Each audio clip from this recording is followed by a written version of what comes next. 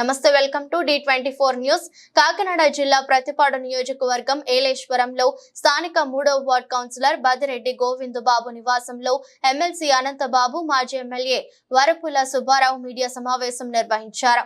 ఈ సందర్భంగా మీడియాతో మాట్లాడుతూ లింగంపర్తి పంచాయతీ పరిధిలో అక్రమ నిర్మాణాలు నిర్మిస్తున్నారంటూ టీడీపీ మూకలు నిర్మాణాలు ఆపివేయడం చాలా బాధాకరమని, నిన్న జరిగిన సంఘటన ఉభయ గోదావరి జిల్లాలో ఏనాడు జరగలేదని, ఇటువంటి సంఘటనలు చూస్తుంటే బాధాకరం అనిపిస్తుందని అసహనం వ్యక్తం చేశారు.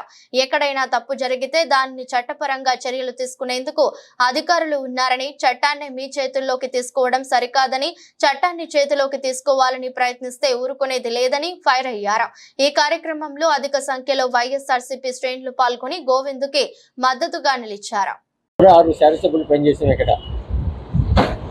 ముద్రగడ్డ వీరరావు గారు పనిచేశారు, ముద్రగడ్డ పద్మనాభం గారు పనిచేశారు, పర్వత సుబ్బారావు గారు పనిచేశారు, వరపుల జోగిరాజు గారు పనిచేశారు, మరి పర్వత బాపనమ్మ గారు పనిచేశారు, చిట్టుబాబు గారు పనిచేశారు, అలాగే ప్రసాద్ గారు కూడా పనిచేసే సందర్భం జరిగింది.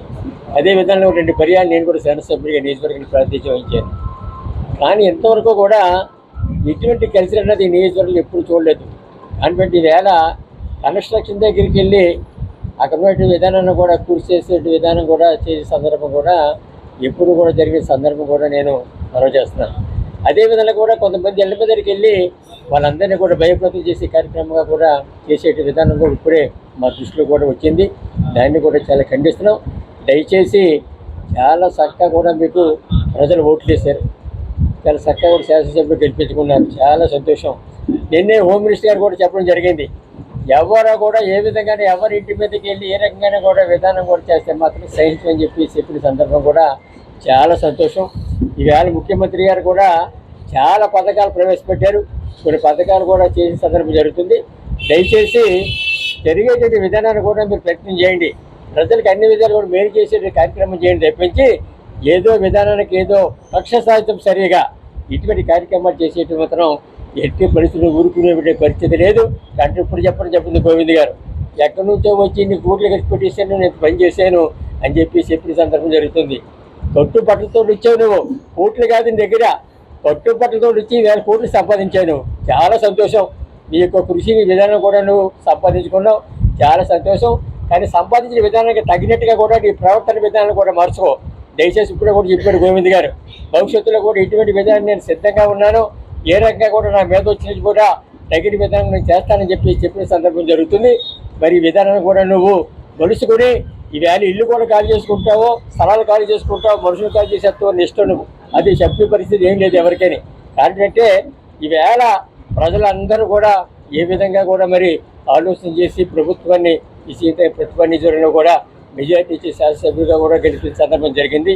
కాబట్టి ప్రజల యొక్క అవసరాలకు అనుగుణంగా పనిచేయండి, వాళ్ళకి తగ్గట్టు విధానంలో కూడా మీరు పనిచేయండి తప్పించి ఇటువంటి దుశ్చర్యలకు మాత్రం పాల్గొంటే మాత్రం భవిష్యత్తులో ఎట్టి పరిస్థితులు కూడా ఊరుకునే పరిస్థితి లేదు. ఈవేళ నియోజకవర్గంలో యావత్తు ప్రజానాయకులు అందరూ కూడా రావడం జరిగింది. ఈవేళ అందరూ కూడా చాలా జాగ్రత్తగా కూడా చెప్పడం జరుగుతుంది. దయచేసి ఎప్పటికన్నా కూడా మీరు మార్చుకుని ప్రజాసేవకు అంకితంగా పనిచేయని చెప్పేసి ప్రత్యేకంగా తెలియజేస్తున్నాను. ఈ విధానాన్ని కూడా భవిష్యత్తులో జరిగితే మాత్రం తప్పకుండా తగిన విధానం కూడా మేము చేసే సందర్భం జరుగుతుందని చెప్పేసి మనం చేస్తున్నాను. ఈవేళ చాలా చక్కగా కూడా చాలామంది ప్రజాప్రతినిధులందరూ కూడా వచ్చారు, చాలా సంతోషం.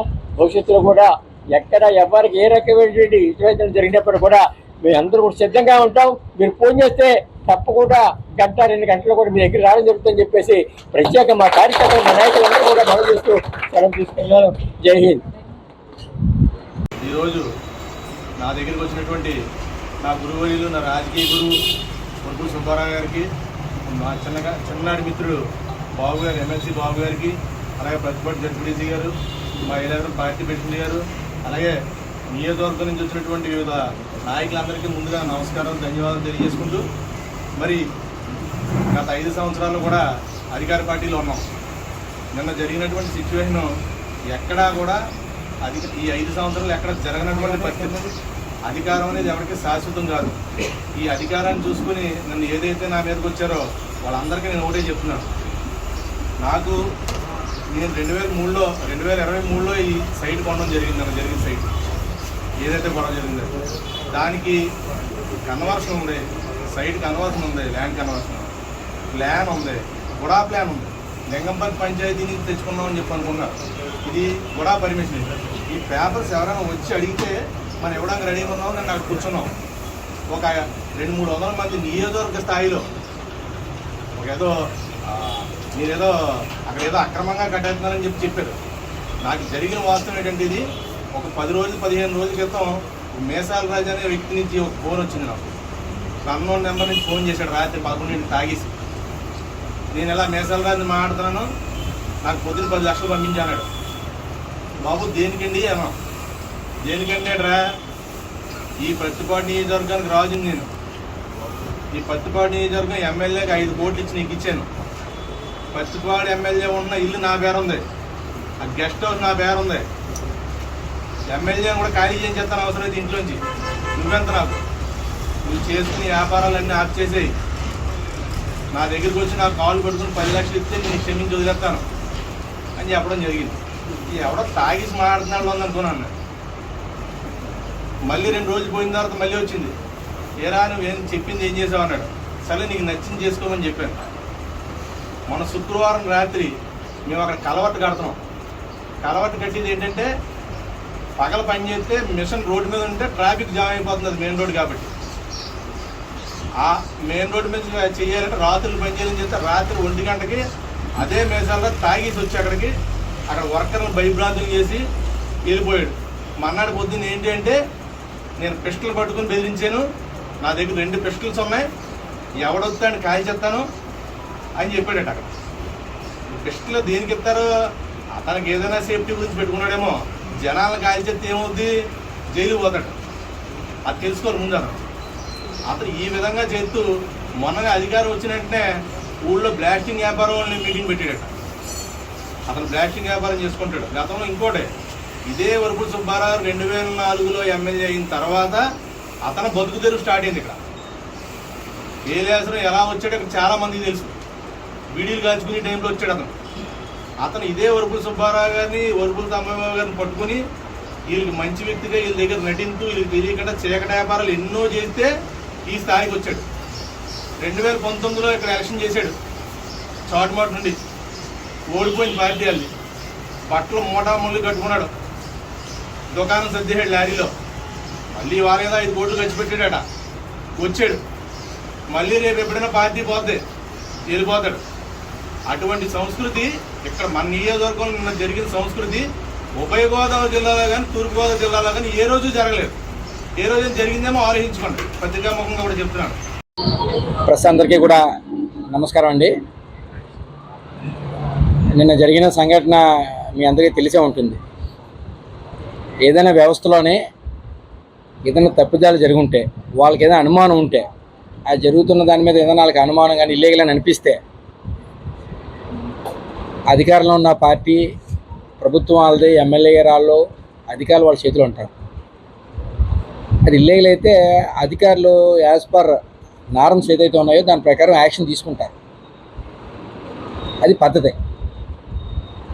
అలా సంబంధిత అధికారులతో చెప్పాలి. వాళ్ళు వెళ్ళి అది ఇల్లీగలా లీగలా అని చెక్ చేస్తారు. ఇల్లీగల్ అయితే ఇమీడియట్గా నోటీస్ ఇవ్వడమో లేకపోతే కన్స్ట్రక్షన్ కోల్చడమో ఏదో చేస్తారు. యాజ్ పర్ నార్మ్స్ ఏదైతే ఉందో ఆ రూల్స్, చట్టాలు ఫాలో చేస్తారు. కానీ ఇక్కడ ఉన్న వ్యక్తి ఏంటంటే చట్టాన్ని వాళ్ళ చేతిలో తీసుకుంటారటండి.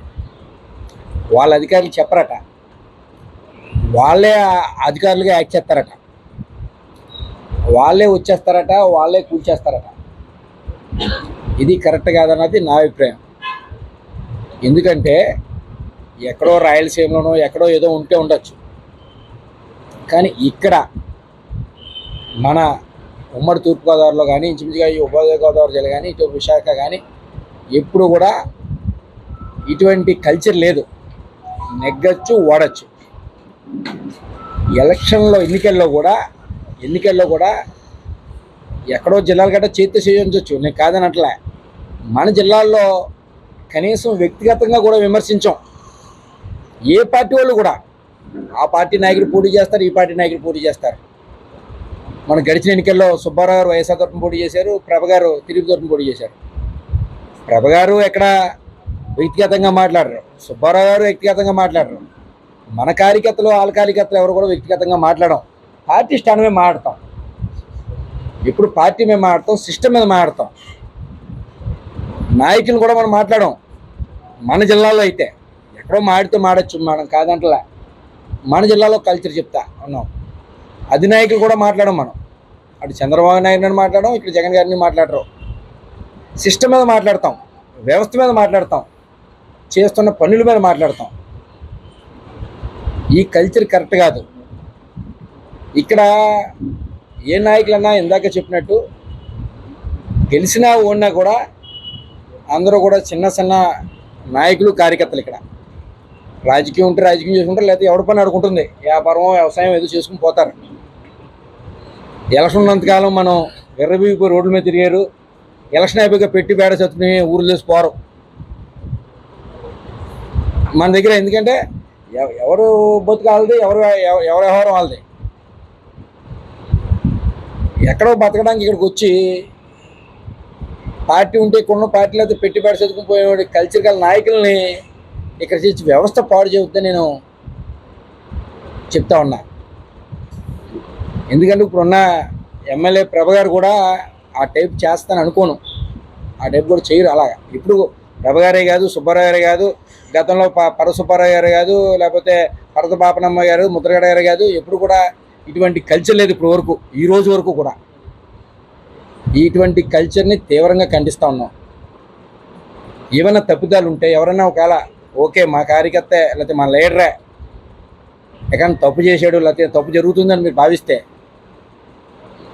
వ్యవస్థ అంతా, అధికార వ్యవస్థ అంతా మీ చేతిలో ఉంది. మీరు చెప్పండి, వాళ్ళ చేత ఎటువంటి యాక్షన్ తీసుకుంటారో తీసుకోమనండి, ఇబ్బంది లేదు. మీరు చట్టాన్ని చేయి తీసుకోవడం, ఇక్కడ దందాలు చేస్తానడం ఎక్కడ కూడా ఉపేక్షించాం.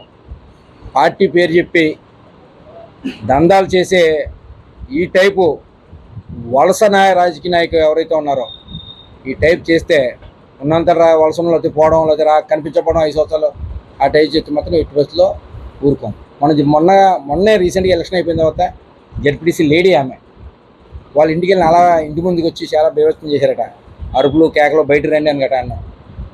కొత్తరంకోటలో చిన్న ఉంటాడు, ఆయన ఇంటికి వెళ్ళి అలా గడబడి చేశారట. పల్లవ సోమవారం అలా చేశారట. ఇలాగా ఆయన చేసిన ఫోన్లే వాళ్ళు ఎగ్గిన ఆనందం ఉంటారు. సరే ఎందుకు కాము ఊరుకున్నాను, సుబ్బారావు సముదాయించారు. మేము కూడా మా దృష్టి కూడా వస్తే మేము కూడా ఆ రకంగానే సముదాయించాం. అలాగే మండపంలోనే నక్క బాబుజీ గారి ఇంటికి ఇలా వెళ్ళినా సరే వాళ్ళని ఎగ్గిన ఆనందం ఉన్నారు. మీరు ఎక్కడా కూడా మిమ్మల్ని ఏదో రెచ్చగొడదాం ప్రయత్నిస్తున్నారు. మీరు సమన్వయం పాటించండి. ఇప్పుడు కూడా అదే చెప్తున్నాం, మన కార్యకర్తలు ఎక్కడా కూడా గీత దాటొద్దు. వాళ్ళు నెగ్గిన ఆనందంలో రకరకాలుగా మనం క్రిటిసైజ్ చేయడం ప్రయత్నం చేస్తారు. రకరకాలుగా మిమ్మల్ని మీ ఆత్మాభిమానాన్ని దెబ్బతీయాలని ప్రయత్నం చేస్తూ ఉంటారు. అందరూ దయచేసి సమన్వయం పాటించండి. వాళ్ళ విజ్ఞతకు వదిలేద్దాం. అలాగని సమన్వయం పాటించున్నాం కదా అని మళ్ళీ గేట్ దాటి లోపలికి వస్తే మాత్రం గేట్ దాటి లోపలికి వచ్చి ఇళ్ళ మీద, ఇంట్లో ఉన్న వాళ్ళ మీద, ఆస్తుల మీద ధ్వంసం చేస్తామంటే మాత్రం చూస్తూ ఊరుకోం. పార్టీ అంతా ఏకమవుతాం. దయచేసి మాత్రం ఇటువంటి కల్చర్ కరెక్ట్ కాదన్నది, ఈ ప్రాంతంలో లేని కల్చర్ తీసుకురావద్దని మీ ద్వారా వాళ్ళకి చెప్తా ఉన్నా. Thank you.